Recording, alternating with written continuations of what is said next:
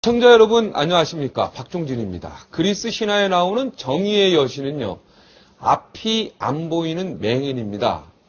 정의와 불의를 판단함에 있어서 앞을 보지 않는, 누구의 눈치도 보지 않겠다는 뜻입니다. 그런데 오늘 조간신문을 보면서 우리의 정의의 여신에 대해서 생각해 봤습니다. 과연 대통령의 아들이 아니었어도 서면조사 딱 한 번만 하고 끝났을까요? 우리의 정의의 여신은 시력이 매우 좋아서 눈치를 보는 모양입니다. 오늘도 여의도 정가 소식을 먼저 짚고 가겠습니다. 진보 농객 신율 교수님 나오셔서 오늘 본격적으로 여러 가지 중요한 얘기 하겠습니다. 안녕하십니까? 예, 안녕하세요. 제가 진보인가요? 뭐 남들이 그렇게 그래요? 제 의견은 괜찮습니까? 아무래도 상관없어요. 예, 이래저래 욕먹는 건데 뭐. 예. 근데 보수라는 단어가 요즘에는 좀 긍정적으로 보이지만 과거에서 보수는 뒤에 꼴통이 붙어가지고 옆에 듣기는 안 좋았잖아요. 보수 진보를 그게 중요하다고 생각하지 않아요. 예를 들면 보수적인 사람도 어떤 면에서 진보적일 수 있는 거고, 진보적인 사람도 어떤 면에서 보수적일 수 있는 거기 때문에, 그건 그렇게 중요하지 않으니까 정말 아무렇게나 불려도 상관없는데. 예. 막 섞여 있죠. 그럼요. 저도 진보적인 면이 있고 보수적인 면이 있고, 모든 사람은 다 그럴 거예요. 그렇죠. 처음부터 난 끝까지 보수나, 처음부터 난 진보다. 이거는 좀 아닌 것 같아요. 우리 보수 진보의 개념에 대해서 한번 계속 얘기해 볼까요? 네네. 자, 이해찬 지금 후보 이제 당대표가 됐죠. 그렇죠. 역전의 재역전. 이렇게 봐야 될 것 같아요. 역전했다가, 이겼다가 역전 당했다가 다시 재역전한 거 아니겠습니까? 그렇죠. 네. 제가 볼 때 이해찬 후보가 승리했던 요인은 두 가지라고 생각합니다. 하나는 새누리당이 도왔다라는 거예요. 뭐냐면, 색깔론 공세를 하는데, 그게 임수경 의원 정도까지는 국민들이 공감을 해요. 이석기, 김재현 이런 사람들이야 얘기할 필요가 없는 거고. 근데 임수경 의원까지는 제가 볼 때 국민들이 공감을 하는데, 거기다가 물론 이해찬 이제 대표죠. 이게 말실수 조금 했지만은, 그리고 박지원 원내대표 여기까지 지금 종북 논쟁을 확대하니까 당연히 야권 지지자들의 입장에서 볼 때는 이건 해도 너무한다라는 생각. 다시 말해서 통진당 사태에 대해서 동의했던 야권 지지자들도 이건 해도 너무한다라는 생각을 가질 수 있고, 그러니까 야권에 결집하고, 그래서 지금과 같은 새누리당이 어느 정도 의도적인 색깔론 공세에 맞설 선명성과 투쟁력 있는 사람을 골랐다. 이것이 첫 번째 요인이라고 생각하고요. 두 번째는 조직이죠. 왜 그러냐면 그게 모바일 경선 이 선거인단 모집 마지막 이틀 동안 8만 명이 넘게 왔다는 거 아니에요. 한 70% 가까이가 그때 몰렸거든요. 대임 눈치 작전 하는 것도 아니고 그날 그렇게 하루에 몰렸던 이유가 뭘까? 당연히 그건 조직이죠. 전부 가입해라. 빨리 선거인단 빨리 여기에 가입해라. 그렇죠. 이틀 남겨놓고 비상이다. 그런데 이제 더군다나. 나는 모르겠지만. 이제. 너무 생각나게 얘기해서 저는 아는 줄 알았는데. 그래요? 모르시는군요. 근데. 잘은 모릅니다. 그래요? 그랬을 것 같다는 생각이 들어요. 이틀 만에 8만 표 맞아요. 거예요. 그런데 이게 더군다나 이번에 투표율이 낮았어요. 그러면은 이게 조직이 가동될 수 있는 완벽한 환경이 조성이 된 거죠. 거기에다가 플러스 39세 이하에 대한 가중치를 또 계산을 하거든요. 그러니까 결국은 만약 조직 동원이 있었다면 동원된 조직한테는 아주 유리한 조건이 됐었다는 거예요. 30대 미만은 39세 미만은 가중치가 있습니다. 이 39세 이하는 가중치가 있습니다. 그러니까 이거 완벽한 조건이었거든요.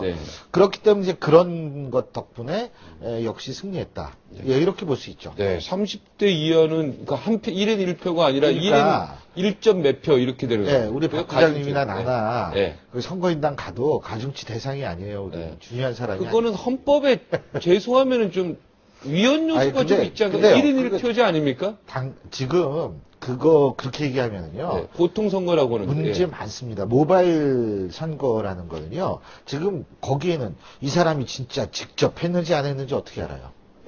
예를 들면은 우리 슈스케 할 때 아빠 핸드폰 엄마 휴대전화 다 걷어다가 자기가 원하는 사람 찍듯이 직접 했는지 안 했는지 구분이 안 가고 비밀 선거했는지 안 했는지 어떻게 확인할 수가 없고 그렇기 때문에 예를 들면은 그런 식의 요소를 찾자면 그건 굉장히 많아요. 근데 우리나라 공직선거법상 당내 선거에 그렇게 능동적으로 개입할 수 있는 여지가 거의 없습니다. 네. 그러니까 이게 이제 뭐 아까 말씀하신 위원 그런 건 너무 거리가 있죠. 네. 그러니까 대학에서 서클 친구들 같은 친구들 쫙 모여가지고요. 야, 좀 도와줘라 그래가지고 딱 걸어가지고 그럴 수 있다 이거죠. 예. 서클은 옛날 말이고요. 네. 요새는 동아리. 아, 요즘 동아리라 그럽니까? 아, 예. 그러니까 여러 가지, 그래서 지금 김한길 최고위원이 좀 화가 많이 났죠. 예, 당심하고 민심이 왜곡됐다. 제가 참 거기에 좀 안타까운 게, 네.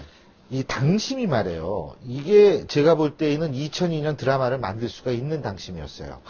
왜 김한길 후보를 당심이 선택했느냐. 김한길 후보의 지도력과 인품과 이런 데 반해서라기보다는 사실은 상대적으로 제일 중도적인 후보였거든요.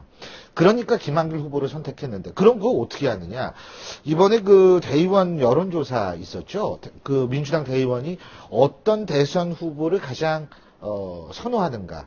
그랬을 때 문재인, 김두관, 손학규 3명의 후보가 거의 차이가 없었어요. 오차범위 냅니다. 네. 그거는 뭐냐면 김두관, 손학규와 같이 중도적 후보를 민주당 대의원들은 선호한다라는 얘기고, 그 얘기는 결국 뭐냐면 민주당 당원이나 대의원들은 대선은 중도를 잡아야 승리할 수 있다라는 거를 알고 있다라는 얘기예요. 그래서 김한길 후보를 당권 경쟁에서도 지지를 했는데, 문제는 조직, 자꾸 조직하니까 무슨 야구자 뭐 이런 게 생각이 나는데, 좌우지간 그 조직들은 대부분 선명성만 생각하거든요. 전략적 마인드가 좀 부족한다고 저는 생각을 하는데, 네. 그 조직에 의해서 바로 2002년 대선과 같은 또 다른 드라마를 만들 수 있는 가능성을 그 조직이 선명성만 생각해가지고 없앴다. 저는 사실 그런 생각을 하고요. 그렇기 때문에 대선 후보 경선은 지금과 같은 룰을 해서는 안 된다라는 생각이 들어요. 그리고 모바일 경선, 아까 잠깐 얘기를 했지만, 모바일 경선이라는 게 이게 나이 드신 분들은 모르죠. 모바일 기기는 갖고 다녀도 이게 손이 잘 안 돌아가요, 이게. 예? 그러니까 실제적으로 그건 가뜩이나 젊은 사람한테 유리한 방식인데 거기에다 가중치까지 준다. 이거는 조금 저는 개선이 돼야 될 것 같아요. 그렇게 된다면 메시지도 못해요. 나이 드시면. 메시지 제가 있잖아요. 아는 교수, 저도 잘 못해요. 제가 아는 교수 하나는 네. 오늘 학교 왜 오셨어요? 휴일인데. 이메일 체크하러 왔는데요. 학교 이메일은 이제 학교에서. 학교에서만 그러면은 이메일을 체크하는 걸로 한 알고 메일은 계시군요. 다음 본사에 가서, 네. 이 네이버 메일은 네이버 본사에 가서 해야 되는지, 구글은 미국 갔다 와야겠습니다. 근데 실제로 그렇게 생각하시는 분이 있어요. 학교에 와야지만 이메일 네, 검색이 된다. 네. 근데 어쨌든, 사실 젊은 층한테 굉장히 유리한 방식이라는 건 사실이죠. 그러니까 이러한 것들을 계속 밀고 나가면 민심과 굉장히 유리된 결과가 나올 수 있다는 걸 민주당 지도부는 사실 좀 생각을 해야 될 겁니다. 네. 그런데 막 주가라 그러나요? 문재인 후보, 지금 문재인 의원이죠. 네. 문재인 의원 관련 주가가 뭐 폭등했다 뭐 이런 이야기도 있습니다. 이게 참. 근데 그게 진짜 관련주는 맞아요. 제가 주식을 안 해가지고. 근데 저도 안 했을 거 모르죠. 그냥 기사가 나니까 그런 게 있었나 보다. 이 정도. 부장님이신데. 저도 뭐 그거 주식을 잘 모르겠어요. 그래요? 아니, 전 테마주 이건 되게 웃기는 거라고 생각하고요. 근데 문재인 고문이 그렇게 오를 이유가 없다고 봐요. 지금 뭐, 제 신문 보면은 뭐, 문재인, 김두관, 희색, 뭐 이러는데, 둘 다 지금 기뻐할 때가 아니거든요. 김두관 도지사는 별로 웃는 모습을 제가 못 아니, 봤어요. 그거 아니에요. 그죠? 문재인 고문도 희색이 돌면 안 되는 게, 지금 시나리오대로 가고 있거든요. 그래서 설령 문재인 고문이 민주당 대권 후보가 된다 하더라도, 그럼 야 이거 뭐 다 짜고 치는 거 시나리오대로 돌지 않느냐. 결국은 그 딱지를 대선 본선까지 갖고 갈 위험이 있어요. 그럼 경쟁력이 굉장히 떨어지는 거거든요. 그러니까 어차피 이게 잘못 끼워진 단추거든요. 그래서 그거는 절대로 희색이 될 수 있는 상황이 아니고, 김두관 지사가 왜 기뻐해야 됩니까?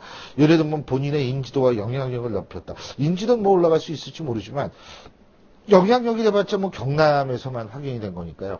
그건 아닌 것 같고, 손학규 전 대표도 상당히 어려워진 것 같은데, 한 가지 저는 아까도 말씀드렸지만, 예를 들면은 야당 지지층 중에서 정권 교체를 바라는 뭐 나이를 먹든 젊든 그런 성향의 유권자가 있다면, 대선의 기본 공식은 중도층이 어필을 해야 된다는 사실을 꼭 명심해야 됩니다. 그래서 이해찬 대표가 훌륭하신 분이에요. 굉장히 청렴하시고 선명성이 확실하죠. 청명성보다도 청렴하시고 선명성은 물론이고요. 그리고 이 사리사욕이 움직이지 않는 사람, 그거는 이해찬 후보를 싫어하는 사람도 이해찬 대표를 누구든 하는 얘기예요. 사리사욕이 절대로 움직이지 않는 사람이고, 그리고 이제 청렴하니까 돈 문제는 완전히 깨끗하고, 네. 보기 드문 정치인이에요. 네. 정말 저도 17년 교수 생활하고 있지만 저보다 더 교육자 같다는 느낌을 제가 개인적으로 받는 사람인데, 하지만 이제 선명성 문제가 있거든요. 그렇기 때문에 본인의 강성 이미지를 좀 죽이고 중도적 이미지를 좀 더 갖도록 노력을 하면. 근데 선생님들은 별로 안 좋아하는 것 같아요. 선생님, 그건 모르죠. 아, 이해찬 세대가 있잖아요. 지금. 네. 그죠? 네. 그걸 까먹었네. 네.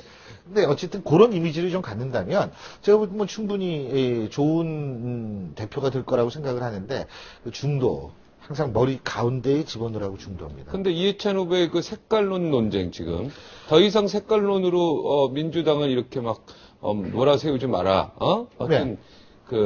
지금 이제 색깔론에 대해서 이제 지금 임수경 의원 사건 자체도 색깔론으로 이야기하는 부분에 대해서는 어떻게 보면 동의하지 못하는 부분도 있습니다. 근데요, 중요한 거는 뭐냐면, 지금 색깔론 논쟁이 박지원, 이해찬 두 대표까지 확장이 되잖아요. 네. 근데 이거 어쨌든 좌우지간 새누리당은 이걸로 굉장히 득을 많이 본 건 사실이에요. 이념 구도를 만들므로써 전국의 주도권을 갖게 됐거든요. 그래서 사실은 이쪽에서 너무 몰아붙이니까 저쪽이 갈 데가 없는 거예요. 갈 데가 없으니까 지금 맞받아치는 거고, 제가 앞서 말씀드렸듯이 그래서 야권 지지층이 단결되는 효과가 나타날 뿐만이 아니고, 이념 구도에 있어서 최소한도의 선명성과 투쟁력을 가진 사람은 이해찬 후보밖에 없다라고 생각을 했었던 거죠. 거기에는 좋습니다. 저는 그 맞받아칠 수밖에 없는 상황이라고 생각을 하는데 문제는 정치적으로. 뭐냐면, 정치적으로요. 문제는 뭐냐면 새누리당이 확 방향을 튼다고 가정을 했을 때 갑자기 경제, 민주화, 복지 이런 얘기를 했을 땐 문제는 그러면 이제 새누리당은 중도 쪽으로 아젠다를 선점하겠다고 얘기를 할 텐데 그때는 그럼 선명성, 투쟁력을 가진 대표가 얼만큼 유용한가 라고 생각했을 때에는 그렇지 못할 확률이 높다는 거죠. 네. 바로 그런 측면에서 볼 때 실제로 이해찬 대표가 자신의 이미지 관리를 좀 해야 된다라는 의미가 또 거기에서 나타나는 거죠. 네. 그래서 새누리당도 결코 이해찬 대표 체제 민주당이 우리한테 불리하지 그럼요. 않다. 오히려 네. 선호했을 겁니다. 제가 볼 때는. 네, 별로 나쁘지 않다. 그럼요. 이렇게 얘기하는 거죠. 예. 검찰에서요. 지금 국민들이나 새누리당도 갸우뚱하는 내용을 발표했죠. 새누리당이 갸우뚱하면 국민들은 절레절레 흔들죠. 이명박 대통령 사저 논란 가지고요. 네. 전부 다 관련자들 불기소 처분했어요. 글쎄요. 어쨌든 특검이나 땅 비싸게 사서 가겠다. 시영 씨한테 이득 보도록 했나. 이 부분이 이제 가장 중요한 개념 중에 하나고, 네. 문제 중에 하나고. 네. 두 번째는 시영 씨 차명 부동산 매입이 부동산 실명제법 위반일 가능성이 두 번째 의혹이고요. 네. 세 번째는 시영 씨가 낸 땅값과 세금 12억 원이 어디서 났나 하는 의혹이라는 거고요. 그리고 네 번째로는 시영 씨 아까 얘기하시대요. 서면 조사 한번 받고 얘기를 하는데 말이 기가 막혀요. 서면 답변서의 논리가 맞고 다른 관련자들의 진술과 일치해서 안 불렀다. 근데 막 뭐 핸드폰 보고 읽으시는 겁니까 지금? 아, 핸드폰이 아니고 이제 그 스마트폰에. 아, 스마트폰. 제가 이게 좋은 게요. 네. 이 인터넷 그 사이트를 복사를 할 수가 있거든요. 아. 그러면 그걸 저장해 놨다가 필요할 때 꺼내서 읽으면 됩니다. 아, 네, 지금 예. 그렇게 하신 네, 거예요? 지금 그렇게 한 겁니다. 아. 근데 굉장히 감탄하시네요. 기분이 좋습니다. 근데 중요한 거는 지금 저는 사실 그거 보면서 청와대가 뭐라 그랬는지 아세요? 네. 전 재산을 사회에 환원한 대통령을 보더라도 이런 검찰 수사의 결과는 뭐 거의 당연하다는 식으로 얘기를 하는데 제가 딱 생각나는 게 뭔지 아세요? 이 정권은 역대 정권 중에 가장 도덕적으로 깨끗하고 완벽한 정권이다라고 얘기를 했을 때 제가 막 낯이 뜨거워지는데 네. 얼마 안 있다가 측근 비리들 줄줄이 나오지 않았습니까?